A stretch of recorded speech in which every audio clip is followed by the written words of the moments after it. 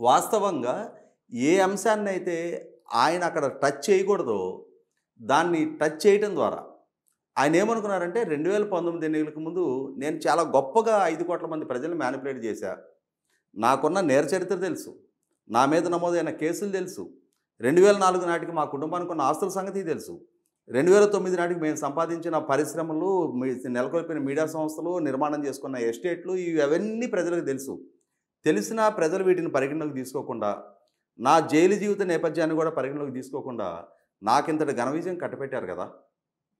అంటే ప్రజలు నేను ఆడిస్తే ఆడతా ఉన్నారు.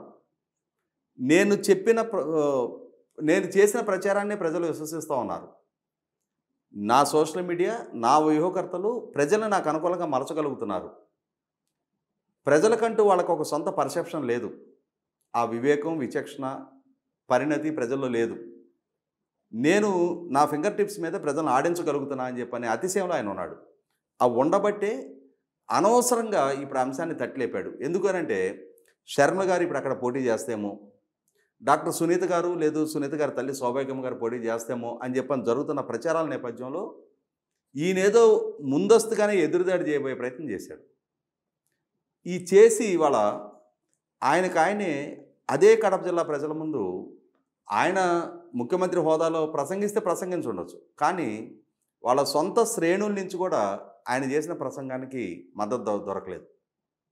ఖచ్చితంగా ఇవాళ అదే కడప జిల్లా ప్రజలు కానీ, ఆ ప్రసంగం చూసిన రాష్ట్ర ప్రజలు కానీ ఏం ఫీల్ అవుతున్నారు అనంటే, మనకి రోడ్డు మీద మన ట్రాఫిక్లో వెళ్ళేటప్పుడు లారీల మీద వెనక రాసి ఉంటుంది, బురి నజర్ వాలే తెరా ముహ్ కాలా అని చెప్పని. 100కి 100 వాళ్ళ జగన్మోహన్ రెడ్డి గారికి వర్తిస్తుంది. ఎందుకంటే ఆయన మైకి తీసుకొని రాజకీయ ప్రసంగం చేస్తున్నా ఆయన ముఖ కవళికలు, ఆయన హావభావాలు, ఆ గిల్టీనెస్ కొట్టొచ్చినట్టు కనిపిస్తూ ఉంది.